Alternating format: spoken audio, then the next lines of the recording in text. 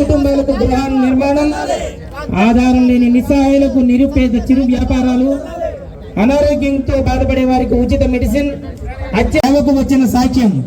ఈ సేవలన్నిటికీ governor at home కార్యక్రమానికి ఆహ్వానం రావడం అంటే అది ఒక వ్యక్తికి వచ్చిన గౌరవం కాదు, సేవకు వచ్చిన రాజ్భవన్ సాక్ష్యం.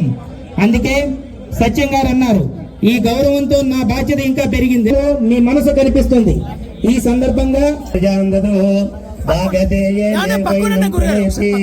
బ్రాహ్మణ ఆర్చయ ఉద్ధరేత్ బ్రాహ్మణో వై సర్వ దేవతా సర్వాభిరేవైనం దేవతాభిరుద్ధరతి ఏవతీర్వై దేవతాస్తా సర్వ వేద విధి బ్రాహ్మణేవ సంతి.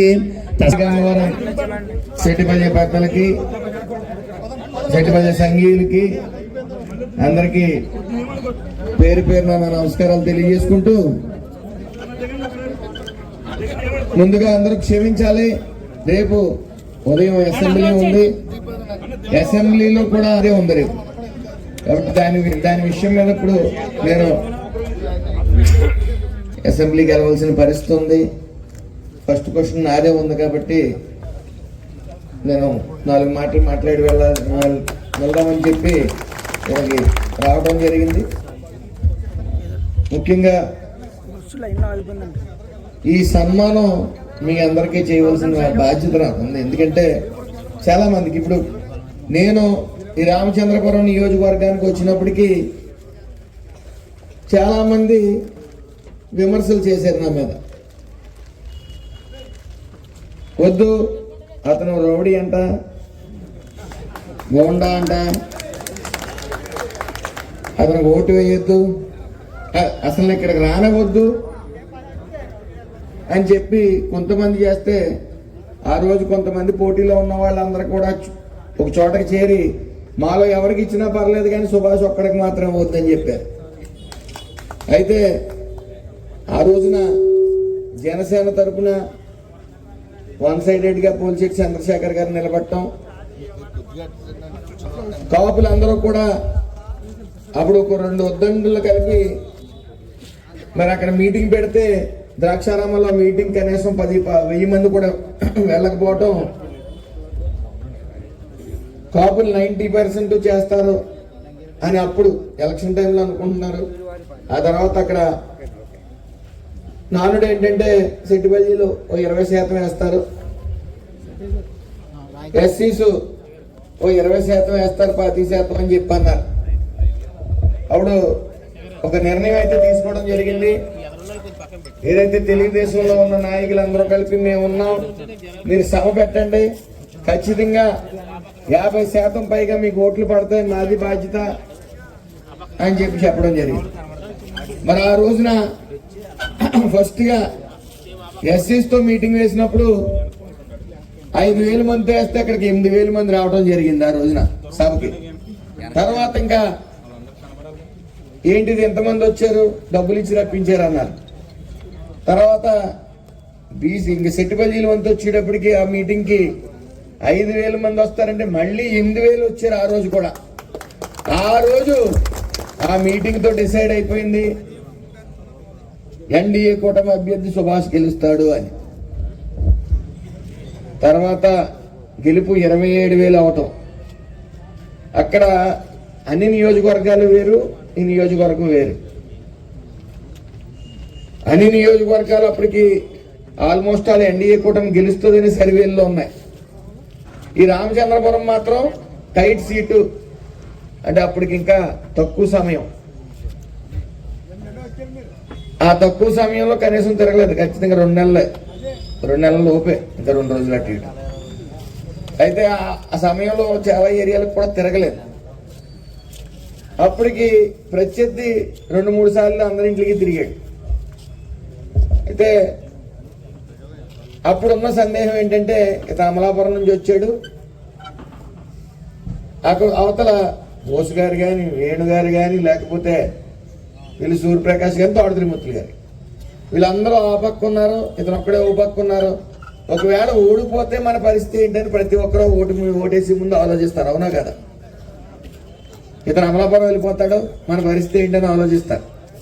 అప్పుడు ఆలోచించడం నా దగ్గర చాలా మంది అన్నారు, నేను వెళ్ళను ఎట్టి పరిస్థితులు అని కూడా చెప్పడం జరిగింది. అయినప్పటికీ అప్పుడు ఎలక్షన్ కాబట్టి ఏదో చెప్తాడు వెళ్ళనని, ఓడిపోతే వెళ్ళిపోతాడు. మన పరిస్థితి ఏంటని ఆలోచించకుండా జరుగుతుంది ఈ ఎన్డీఏ కూటమిని నగ్గించాలని చెప్పి ఆ రోజు నాకు అంత ఘనమైన విజయాన్ని అందించిన ఈ రామచంద్రపురం నియోజకవర్గ ప్రజల్ని జీవితాంతకాలం గుండెల్లోనే పెట్టుకుంటాను. మళ్ళీ చాలా మంది అంటూ ఉన్నారు, నేను ఎక్కడికి వెళ్ళినా సరే నియోజకవర్గం ఫైబ్రికేషన్ అవుతుందట, మళ్ళీ నియోజకవర్గాలు పెరుగుతాయంట, అమలాపురం నియోజకవర్గం జనరల్ అయితే మీరు అటు వచ్చేయండి లేకపోతే అటు వెళ్ళిపోతాడని సుభాష్ అని చెప్తా ఉన్నారు. నీకు ఇంకా చెప్పలేదు కదా. అయితే ఆ పని చేతకాని వాళ్ళు, అభివృద్ధి చేయలేని వాళ్ళు, ఏమి చేతకాక ఇక్కడ నుంచి పారిపోవాలి. ఇక్కడ ఖచ్చితంగా నా గొంతులో ఊపిరున్నంతకాలం, ఇది జనరల్ సీట్ ఉన్నంతకాలం నేను ఇక్కడే ఉంటాను. నాది రాజకీయం ముగితే నాది అమలాపురం కాదు రామచంద్రపురం. అతి త్వరలోనే ఇంకా విమర్శలు ఏంటంటే ఇంకా విమర్శలు ఏంటంటే ఇల్లు కట్టట్లేదు ఇంకాని, అలా అద్దీంట్లో ఉన్నాడు సుభాష్ గారు. ఎలక్షన్ రాగానే బట్టలు సర్దుకుని ఎక్కడో వేరే చోట పోటీ చేస్తారు, అమలాపురం వెళ్ళిపోతున్నారని చెప్పి అంటున్నారు. అతి త్వరలోనే 6 నెలలు దాటక ముందే, అంటే మ్యాక్సిమం ఈ జూన్ జూలైలో ఖచ్చితంగా ఇక్కడ శంకుస్థాపన చేస్తాను, ఇక్కడ ఇల్లు కట్టుకుంటాను, ఇక్కడే ఉంటాను. అయితే ఇప్పుడు మండలాలకు వచ్చింది, నియోజకవర్గం కాదు మా మండలం కాదు. అయితే నాకు చిన్నప్పటి నుంచి మా తల్లిదండ్రులు నేర్పింది, ఎవరు వచ్చినా సరే వాళ్ళు ఎవరైనా సరే ఏమండి అని మాట్లాడటం, ఏమండి అని మాట్లాడమని నేర్పారు. ఆ రకంగా చిన్నప్పటి నుంచి గౌరవించుకుంటానే వాళ్ళు ఎలాగ సభ్య సమాజంలో మాట్లాడితే అసలు బయటికి వెళ్ళి ఆడుకుని, నేను 10th క్లాస్ వరకు కూడా బయట ప్రపంచం తెలియదు నాకు. తర్వాత 10th అయిన వెంటనే ఇంటర్వ్యూ కాకినాడ వెళ్ళి చదువుకున్నాను. మళ్ళీ డిగ్రీ అమలాపురం వచ్చాను. డిగ్రీ అయిపోయిన తర్వాత మళ్ళీ ఏలూరు వెళ్ళాను. ఇలాగ నా ప్రయాణం, తర్వాత హైదరాబాద్ వెళ్ళాను. ఈ ప్రయాణం కొంత అటు ఇటు. అయితే నాకు చిన్నప్పటి నుంచి కూడా నాకు సాయం చేయటమే తెలుసు. అంటే పెరిగిన వాతావరణాన్ని బట్టి ఫస్ట్లో ఏదైనా సాయం చేస్తే ఫోటోలు తీసుకుని పేపర్కి ఇస్తే గొప్పగా చెప్పుకుంటారని హడావుడి చేసి పేపర్లకి ఇచ్చేవాడిని వాస్తవం. తర్వాత అందులో కష్టాన్ని వెతకడం మొదలుపెట్టాం. అంటే ఎవరన్నా సాయం కోసం వచ్చినప్పుడు సాయం పొందిన తర్వాత వాళ్ళ కళ్ళలో ఆనందం కనపడుతుంది. ఆ కళ్ళలో ఆనందం కనపడినప్పుడు దానికి అలవాటు పడతాం. ఆ తత్వంతో సుమారు నేను ఈ రోజు మొన్న మొదలుపెట్టింది కాదు, ఇది 20 సంవత్సరాల నుంచి కూడా నా చేతనైన సాయం చేశాను. అలాగే వాట్సాప్ గ్రూపులు వచ్చిన తర్వాత కూడా కొంతమంది సభ్యులను అందులో కలపడం, వాళ్ళ సాయంతో పాటు నేను సాయం చేసి కూడా పంచిపెట్టాలి కూడా జరిగినాయి. అయితే ఆ తర్వాత ఎస్ఏఎఫ్ను స్థాపించడం. ఎస్ఏఎఫ్ ద్వారా అంటే ఒక నానుడు ఉంటుంది. అప్పుడు నేను రాజకీయాల్లో లేను. ఇల్లు శుభ్రం చేసుకుని వీధి శుభ్రం చేయమని, ముందు పుట్టిన కులానికి ఏదో ఒకటి చేయాలని నెపంతో ఎస్ఏఎఫ్ చేశాను. నా మానసిక పుత్రికగా దాన్ని పెట్టి ₹1 విరాళం కూడా ఇవ్వడం జరిగింది. ఇంకా భవిష్యత్తులో కూడా ఇస్తాం. దానికి ఇంకా నేను రాజకీయాల్లోకి వచ్చాను కాబట్టి ఇంకా నేను దానికి చైర్మన్గా ఉండటం మంచిది కాదు, బయట వ్యక్తికి ఇద్దామని చెప్పి రాజకీయాల్లో లేని వ్యక్తికి ఇద్దాం. మళ్ళీ అక్కడ నేనే కానీ అక్కడ ఉంటే మళ్ళీ అంటే మనిషికి స్వార్థం అనేది ఉంటుంది. అదే ఈడు తెలుగుదేశం, ఈడు వైఎస్ఆర్, వీడికి ఇవ్వకూడదు అనే భావన నాలో కలుగుతుందేమో నేను చైర్మన్గా ఉంటే అని చెప్పి ఆ ₹1 విరాళం ఇచ్చిన తర్వాత ఎస్ఏఎఫ్డి జూన్ నెలలో నా మానసిక పుత్రికి దత్తతను ఇచ్చేస్తాను. ఇంకొకరికి చైర్మన్ కింద చేసి వాళ్లే కొనసాగించేలాగా దాన్ని ముందుకు తీసుకెళ్తాను. అలాగే ఈ విషయానికి వస్తే సత్యం ఫౌండేషన్ అని పెట్టింది ఈ రామచంద్రపురం నియోజకవర్గానికి ఏ కష్టం వచ్చినా నా వంతు సాయం నేను చేయడానికే.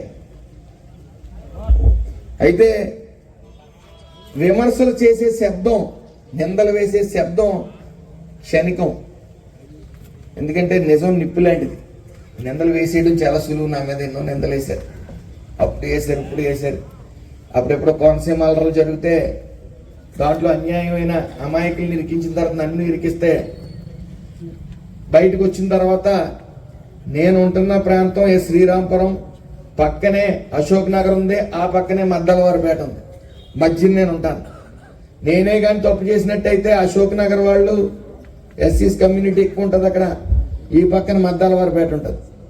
మా ఇంటి మీదకి వద్దు యుద్ధానికి. కానీ సుభాష్ అటువంటి పని చేయడాన్ని ప్రగాఢంగా అక్కడ దళితులు నమ్మారు కాబట్టి నాతో పాటు ప్రయాణం చేశారు. ఆ తర్వాత అమాయకమైన కేసులు, అమాయకుల మీద ఇరికించారని కేసు 10 మందితో నేను ఆ రోజు కేసుల్లోంచి నా మీద కూడా కేసు పెడితే అక్కడ దాకుని 3 నెలల తర్వాత యాంటిసిపేటరీ బెయిల్ ఎట్టుకుని తెచ్చుకున్న తర్వాత మా ఇంటికి ఇక్కడ రావడానికి కూడా భయపడ్డారు. ఎందుకంటే ఇంటి చుట్టూ 100 మంది పోలీసులు. అయితే నాకు ఓ మొండితనం ఉంటుంది. సడన్గా ఎందుకు వస్తుందో తెలీదు, ఓ మొండితనం సడన్గా వస్తుంది. ఆ మొండితనానికి నేను కట్టుబడిపోయి ఉండిపోతాను.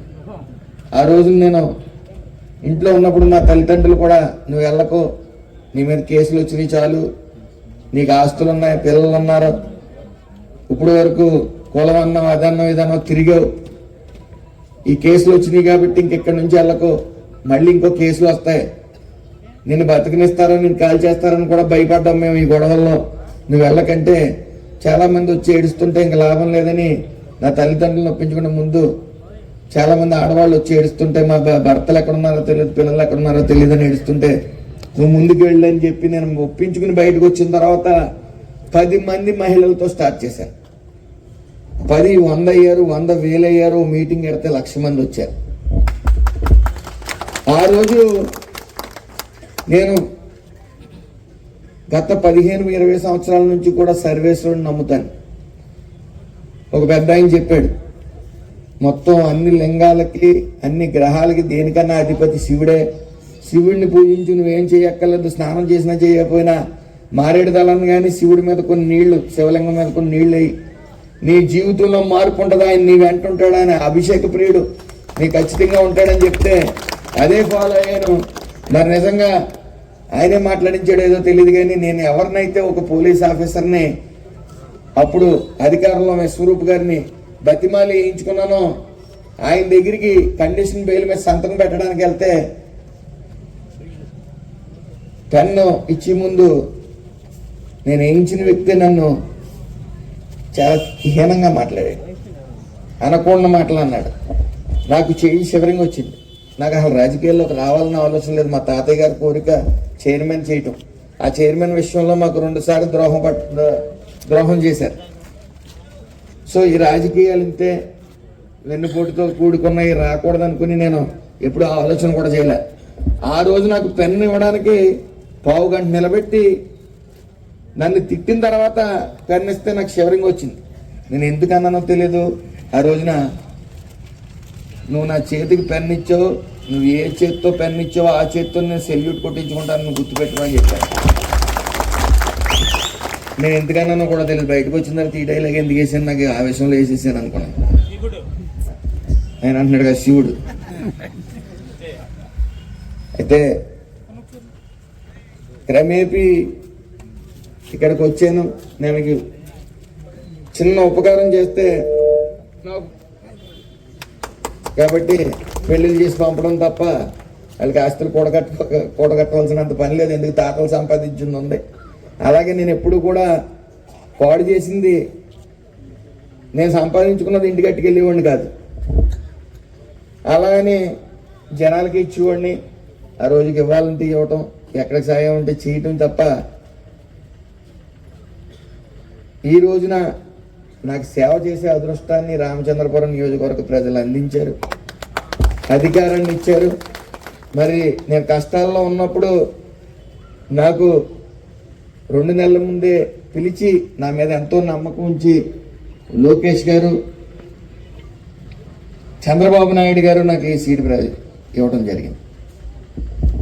ఆయన చూసి స్ఫూర్తిగా నన్ను ఒకసారి చంద్రబాబు నాయుడు గారు తిడితే ఇంకా అందరూ సంకల్పం తీసుకున్నారు. అంటే మన పార్టీ వాళ్ళు కాదు, బయట భలే తిట్టారు. అయితే ఇంక తీసేస్తున్నారంట మంత్రి పదం నుంచి, రేపు తీసేస్తున్నారు, ఎల్లుండి తీసేస్తున్నారు. ఇంక ఇదే ఇంకా ప్రెస్ వాళ్ళ దగ్గర నుంచి అందరూ కూడా. అయితే తిట్టిన ఆయన చేత శబాష్ అనిపించుకోవాలి. మనం నా పనిలో నేను నిమగ్నం తెలియదు, నాకు పావం తెలియదు. సో నేర్చుకోవాలి. ఆయన చెప్పింది 75 సంవత్సరాల వయసులో నేను నేర్చుకుంటానే ఉంటాను, నువ్వు నేర్చుకోండి, మీ అందరూ నేర్చుకోండి అని చెప్తా ఉంటారు. సో ఒక్కొక్కటిగా నేర్చుకుంటూ వచ్చాం. పెద్దలందరూ మీ సహకారం కూడా ఇచ్చారు. ఫస్ట్లో కొద్ది చిరాకు పరాకుల మీద నాకు కొన్ని విషయాలు కూడా కొంతమంది మీద, ఇక్కడ పెద్దల మీద కూడా 1-2 సార్లు చిరాకు పడ్డా. అయినప్పటికీ లేదు, మీరు అలా ఉండొద్దు, మీరు మంచి మార్గంలో ఉండండి, మీరు ఎదరికెళ్ళండి, మీ వెనకాల మేము ఉన్నాం. రిజిస్ట్రేషన్ అవ్వలేదంటే ఇది, అప్పుడు ఓటు నమోదు అవ్వలేదంటే మీ వెనకాల మేము ఉన్నాం. మీరు మాట పడ్డారు, చంద్రబాబు నాయుడు గారు మిమ్మల్ని మందలించారు, మనం స్పీడ్గా చేసి ఆయన మెప్పు పొందాలని చెప్పి ఆ రోజున 22% ఉన్న ఓటింగ్ శాతం ఒక్కసారిగా 110% వెళ్ళింది. ఏం చేస్తామండి? ప్రజలు సోషల్ మీడియా వచ్చిన తర్వాత అదిగో తోకనుకుంటే ఇదిగో పులి అని చెప్తున్నారు. ఏది చేసినా నిజం నిప్పు లాంటిది దాగదు. ఈ రోజు వరకు చేతనైనంత సాయం చేద్దామనే ప్రతి విషయంలోనే ప్రయత్నిస్తున్నాం, అలాగే ప్రయత్నిస్తాం, ముందుకు తీసుకెళ్తాం కూడా, అందులో ఏ విధమైన సందేహం లేదు. అలాగే ఇక్కడ ఈ రోజున నేను నిజంగా చాలా మంది సన్మానాలు పిలిచాను, కానీ ఏ రోజు ఏ సన్మానాలకి దూరంగా ఉంటాను నేను. ఎందుకంటే నాకు భయం ఎక్కువ, ప్రతి క్షణం భయపడతానే ఉంటాను. ఓట్లు వేశారు వాళ్ళు, కనీసం మంచి అనకపోయినా చెడు అని మాత్రం అనకూడదు, ఒళ్ళు వంచాలని చెప్పి ఈ రోజుకి 170-180 కోట్లు తీసుకురావడం జరిగింది. అది రానున్న కాలంలో 130 కోట్లు కూడా పెట్టాం, అంటే 300 కోట్లు పైబడి వస్తారు. ఇక్కడ కార్డియాలిక్ బర్స్ట్ జరుగుతూ ఉన్నాయి, అంటే హార్ట్ పేషెంట్లు ఎక్కువ ఉండి ఇక్కడ హాస్పిటల్ లేదు మన రామచంద్రపురం నియోజకవర్గంలో. సుమారు 350 మంది పైగా చనిపోయారు ఇప్పటికి, నేను వచ్చిన 19 నెలల్లో. అయితే దాన్ని అధిగమించాలని ఆలోచించి కియా సంస్థ దగ్గరికి వెళ్ళి ఒక బస్సు ఒకటి ఏర్పాటు చేసాం. అలాగే కంటైనర్ హాస్పిటల్స్ 3 మండలాలు ప్లస్ టౌన్ లో కూడా ఒకటి పెడతాం, ఇక్కడ ఏర్పాటు చేయడం జరిగింది ఈ గంగవరం మండలం సంబంధించి. అయితే మీరు ఎవరైనా సరే మిస్డ్ కాల్ ఇస్తే ఆటో మీద, ఇప్పుడు పెరాలసిస్ స్ట్రోక్ వచ్చింది చాలా మందికి, బ్రెయిన్ స్ట్రోక్లు కానీ, వాళ్ళు లెగిసి మీరు ఫిజియోథెరపీ చేయించుకుని రావాలంటే 1000 రూపాయలు అవుతుంది. నెలకి 4 సార్లు నుంచి 8 సార్లు చేయించుకోవాలి, 8000 అవుతుంది. పేదవాడికి చాలా కష్టం అది. సో మిస్డ్ కాల్ ఇస్తే మీ ఇంటికి ఆటో వస్తుంది, ఫ్రీగా ఆటో తీసుకెళ్ళి అక్కడ వైద్యం చేయించి మళ్ళీ మిమ్మల్ని ఇంటికాడ తిప్పుతారు. ఒకవేళ కార్డియాలిక్ బరస్ట్, మీకు ప్రతి ఇంటికి ఒక భర్త చనిపోయిన ఆడపిల్లలు మన నియోజకవర్గంలో చాలా మంది ఉన్నారు. వాళ్ళు మీ వద్దకు వస్తారు, 20 రూపాయలు తీసుకుంటారు, చెక్ చేస్తారు. మీకు క్లాట్లు కానీ ఉంటే వెంటనే ఆ బస్సు వస్తుంది, ఆ బస్సులో ప్రైమరీ ట్రీట్మెంట్ చేసి మిమ్మల్ని రాజమండ్రి తీసుకెళ్లాలా లేకపోతే కాకినాడ తీసుకెళ్లాలా అనేది డిసైడ్ అయ్యి మీ కుటుంబ సభ్యులతో మాట్లాడి అక్కడ ఫ్రీగా చేయించి మళ్ళీ మిమ్మల్ని ఇక్కడ దింపే పరిస్థితి తీసుకురావాలని చెప్పి ఈ 9వ తారీఖున, మార్చి 9వ తారీఖున ఈ బస్సులు, కంటైనర్లు, ఆటోలు అన్నీ కూడా రావడం జరుగుతుంది. సచిన్ ఫౌండేషన్ ద్వారా సర్వీస్ మీకు చాలా మందికి ఇక్కడ బ్యాక్ పెయిన్ వస్తుంటే గ్యాస్ పెయిన్ అనుకుంటున్నారు, లేకపోతే నడుము నొప్పి అనుకుంటున్నారు. అర్ధరాత్రి చెమటలు పట్టి ఎక్కడ పెయిన్ వచ్చినా సరే అది హార్ట్ అని మాత్రం మీరు మర్చిపోవద్దు. మరో విషయం కూడా చెప్పాలి, మీకు అక్కడ 30,000 నుంచి 30,000 ఉండి ఇంజక్షన్ గవర్నమెంట్ హాస్పిటల్లో ఉంటారు. మీరు హార్ట్ అని అనుమానం వస్తే అక్కడ డాక్టర్ చెక్ చేసి మీకు ఇంజక్షన్ ఇస్తాడు. ఆ ఇంజక్షన్ 30,000. ఆ ఇంజక్షన్ ఇస్తే మీకు సుమారు 7-8 గంటలు మీకు స్ట్రోక్ రాకుండా కాపాడతారు. ఇవన్నీ మనకు తెలియదు. కాబట్టి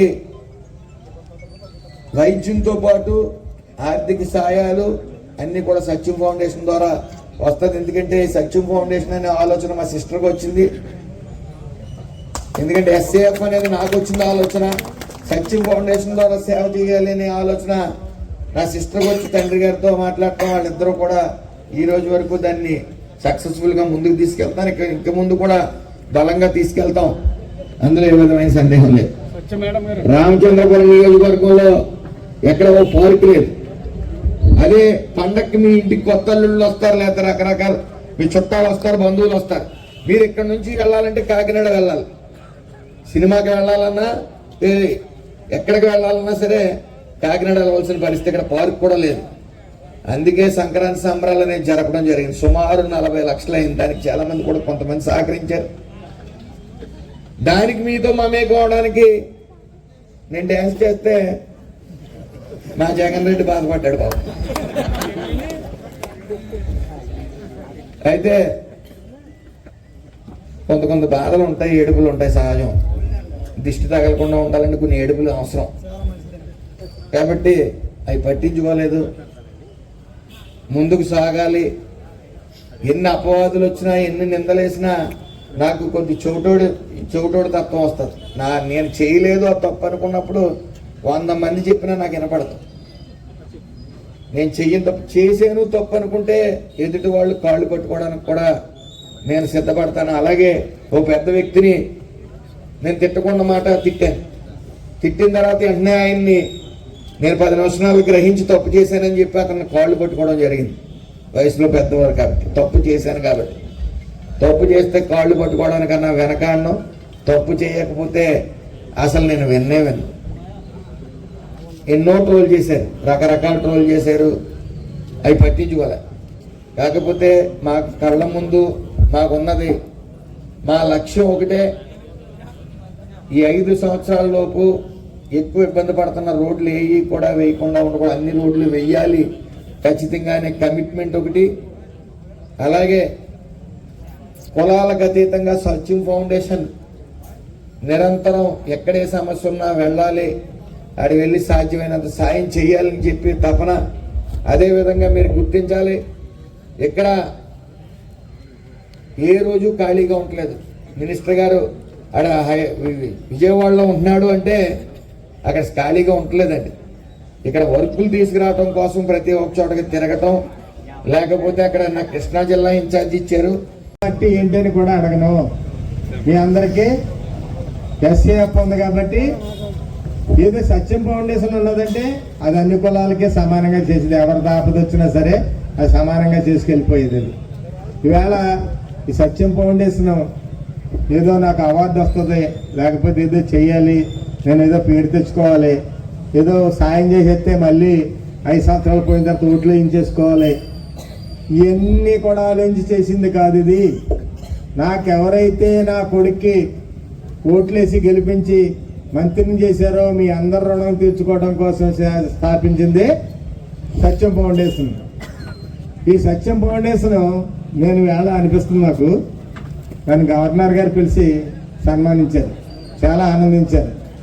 దానికంటే కూడా ఈవేళ నా కులం పిలిచి నన్ను అక్కడ నించోబెట్టి సన్మానం చేస్తున్నారు.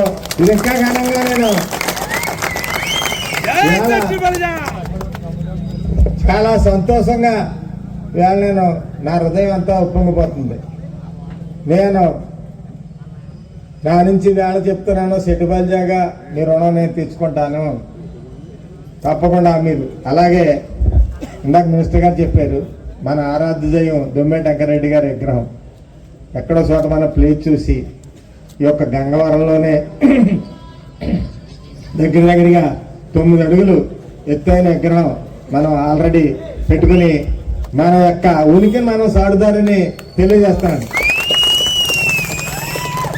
అలాగే మినిస్టర్ గారు మధ్యలో ఒకటి ఉంది, ఇంకా చెప్పొద్దు అన్నారు.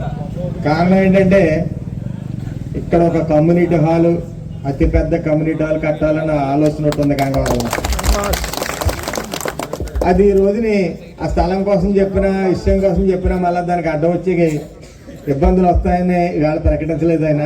త్వరలో కూడా దాన్ని సాధించి ఇక్కడ సెట్టుబల్జాలకి అతిపెద్ద కమ్యూనిటీ హాల్ ఈ గంగవరం మండలం గంగవరం ఊళ్ళో కూడా అది ఎక్కడుందో మేము పరిశీలిస్తున్నాం.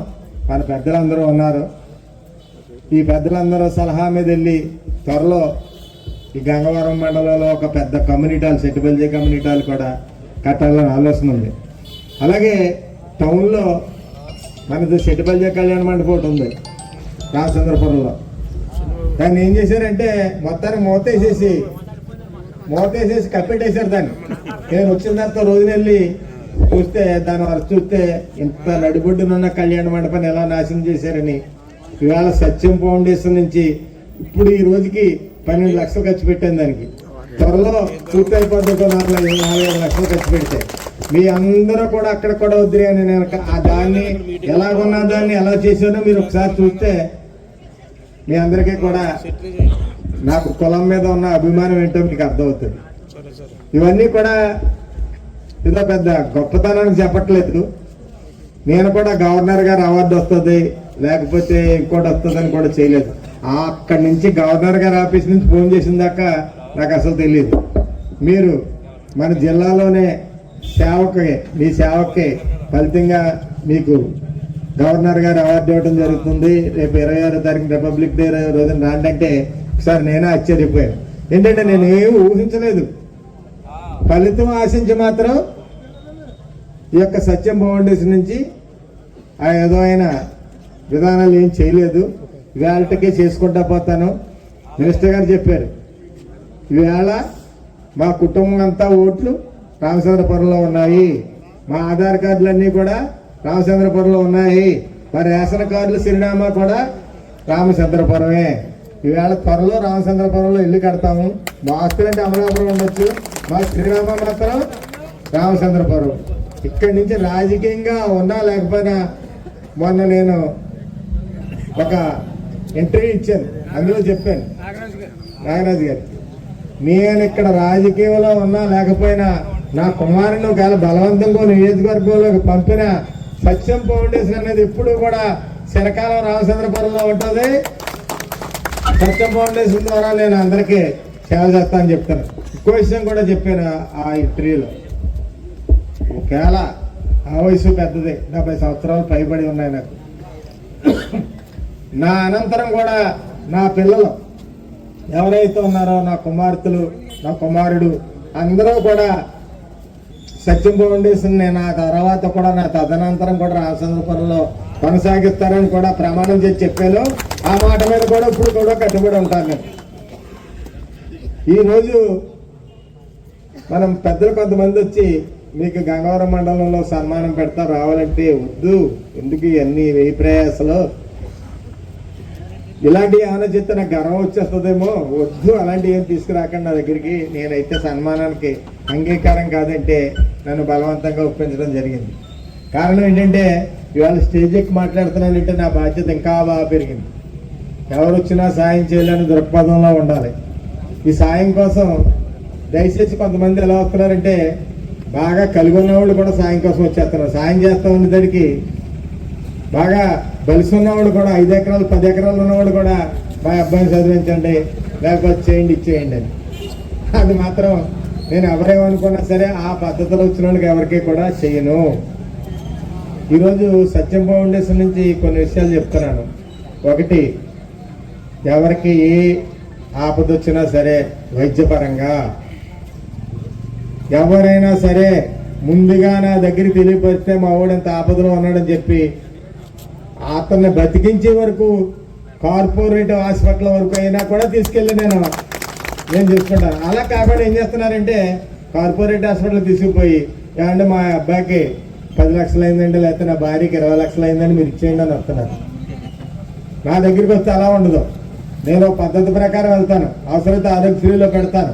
అవ్వకపోతే నేను యజమాన్యం ఏదైతే మినిస్టర్గా ఉన్నారు కాబట్టి హాస్పిటల్ యజమాన్యంతో మాట్లాడి నేను జాగ్రత్తగా చేసి నేను వైద్యం చేస్తున్నాను. మీరంతా చేయండి, అయిన తర్వాత మాత్రం నేను ఇచ్చింది పుచ్చుకోవాలని చెప్పి దగ్గరుండి ఎక్కడికక్కడికి నా మనుషులు పెట్టారు. కాకినాడలో ఒక ఎంప్లాయ్ ఉన్నాడు, మహేష్ అని ఒక ఎంప్లాయ్. ఆయన ఎవరైనా సరే ఇంకా 24 గంటలు చూసుకుంటాడు. అలాగే మన area hospital Ramachandrapuram area hospital కూడా సుభాష్ గారు వచ్చిన తర్వాత చాలా బాగు చేయించారు. అందరు డాక్టర్లు ఉన్నారు, చాలా బాగా చూస్తున్నారు. అక్కడ కూడా ఓపీలు బాగా పెరిగాయి. అలాగే ఏ కారణం చేత కాకినాడలో అవ్వకపోతే వైజాగ్ కేజీహెచ్లో మనిషి ఉన్నాడు.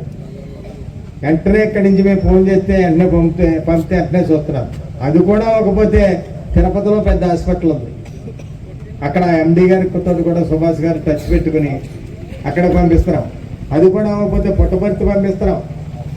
అది అవ్వకపోతే హైదరాబాద్లో ఒక ఎక్కుతున్నాడు శర్మనే, ఆయన దగ్గర పంపించేస్తాను, ఆయన దగ్గర నుండి అన్నీ చూసుకుంటున్నాడు. ఎందుకు చెప్తున్నానంటే మీ గమ్ముని అపాయం వస్తుంటే ఈ కార్పొరేట్ హాస్పిటల్కి తీసుకుపోతున్నారు. నాకు ఒక్క ఫోన్ కాల్, నేనే పంపుతాను ఆ కార్పొరేట్ హాస్పిటల్. నా ద్వారా వెళ్ళింది వేరు, మీ ద్వారా వెళ్ళింది వేరు. మీ ద్వారా ఇస్తాను ముంచేస్తారు, మీ ఆస్తులన్నీ అమ్మేసుకోవాలి, ఉన్న ఆస్తులన్నీ అమ్మేసుకోవాలి. ఎవరికైనా ఆపద వచ్చిందంటే ఇదిగో ఉన్నాను నేను, నిరంతరం సేవ కొనసాగిస్తున్నాం మేమందరం కూడా. అలాగే నా దగ్గరికి ఎక్కువ కేసులు భార్యాభర్తల కేసులు, అన్నదమ్ముల కేసులు, ఇవి కూడా నా దగ్గరికి వచ్చేస్తున్నారా? ఈ పెద్దలు ఉన్నారు ఇక్కడ గ్రామాల్లో, పెద్దల్లో పరిష్కరించుకోండి. అటువంటి అంటే అన్నగారికి చెప్తే తమ్ముడికి కోపం, తమ్ముడికి ఫేవర్ చెప్తే అన్నగారికి కోపం, ఎవడొకటి చేశారంటే ఇంకొకటికి వ్యతిరేకం అవుతారు. అది కంపల్సరీ.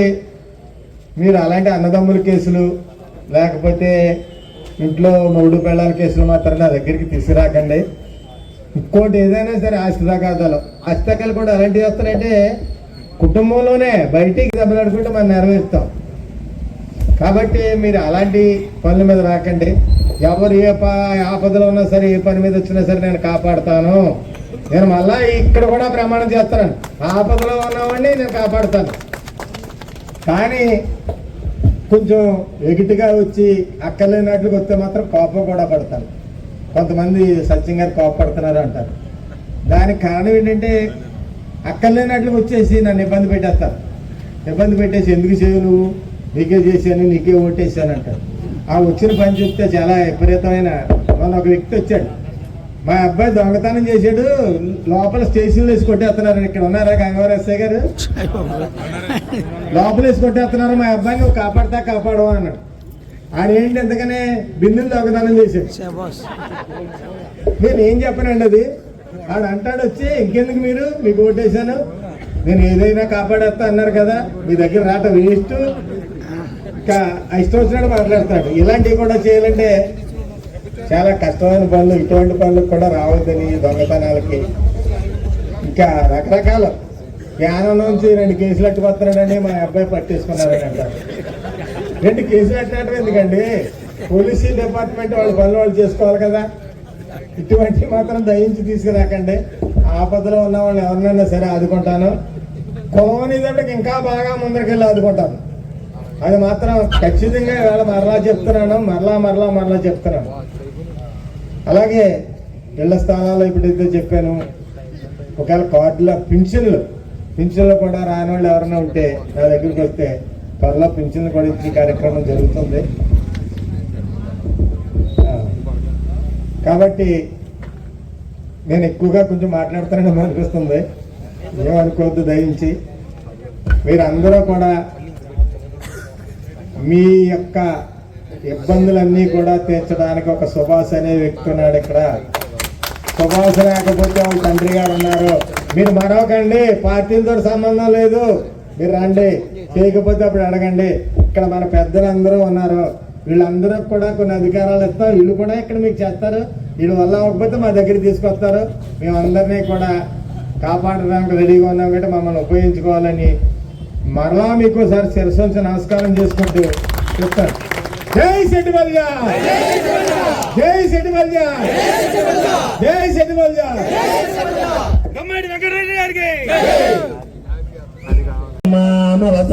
తద్వక్తారమవతో అవతమాం అవతవక్తారం రాజాదిరాజాయ ప్రసయ సాహినే నమో వయం వై శ్రవణాయ కుర్మహే సమే